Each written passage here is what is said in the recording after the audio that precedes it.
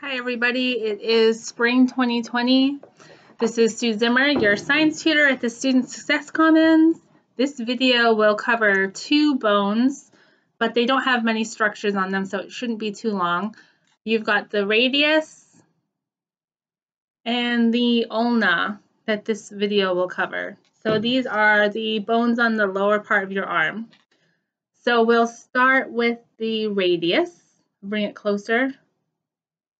A good way to tell that it's the radius is this unusual looking top here. You see that? It's got a really flat circle for the top of it. So that's usually my giveaway that it's the radius. So the radius lines up on the thumb side of your arm. That's a good little hint to know for yourself if you ever need to know if it's lateral or medial. Of course, if you are in anatomical position, the thumb would be lateral. So the radius lines up with the thumb. It's on the lateral side of your arm. So let's go ahead and name these structures on the radius.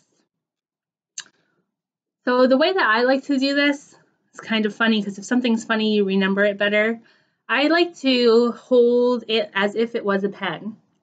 So if this was a pen, that's what I would write with. So I always hold it this way, and then it's easier for me to just locate everything. So you need to know the head, which is this top circle flat piece right here. So of course that's the head, because if you're holding it like that, like a pen, the head is at the top, which makes sense because my head is at the top. So that's easy for me to associate together. Next up, you have the radial tuberosity. So this here, this bump, is the radial tuberosity. So tuberosity is usually like a bump. So that's the radial tuberosity, the bump of the radius. And then if you're holding it like a pen, the styloid process is right here on the most inferior portion of this radius. And it looks like a pen tip. So that is the styloid process. So again, this is a radius, and you have a head, a radial tuberosity, and a styloid process. And that's it. You don't need to know if it's a left or right, which is nice. Next up, you have the ulna. So the ulna, one of the easiest ways to tell it's an ulna is not only by the way it looks, but look at the top here. That looks like a U, right? So it's a bone that starts with the letter U, and it looks like the letter U. So that's an ulna. Now the ulna lines up with the pinky on the pinky side. So some people think of it as the PU bone because it lines up with the pinky ulna. So it might be useful to know that in anatomical position, the ulna is medial. So that's the PU bone, the ulna. Now, just like with my radius, I like to pretend, just a little trick that helps me remember where everything is.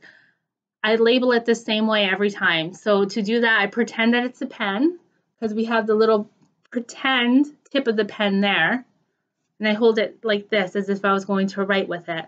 Another one that's worked for other students to remember how to hold it, so if you look at the bottom right here, it kind of looks like a high heel shoe. It's walking along. So just every time you see an ulna in an exam, you pick it up and you hold it like it's a pen, or you hold it as if it's walking on a high heel shoe, and then you label it this way. So we have these three features at the top, and the way that I like to think of that is that they're OTC, like over the counter. So that's the first letter of each feature here on this. If you're holding it as if the shoe was on the bottom, we've got O, the most superior, T, this in the middle, and C, the most inferior projection there. So OTC, over the counter. And that OTC stands for Ocranon process. That's the most superior projection. That's the Ocranon process. Then you have the trochlear notch right here in the middle. That's the trochlear notch.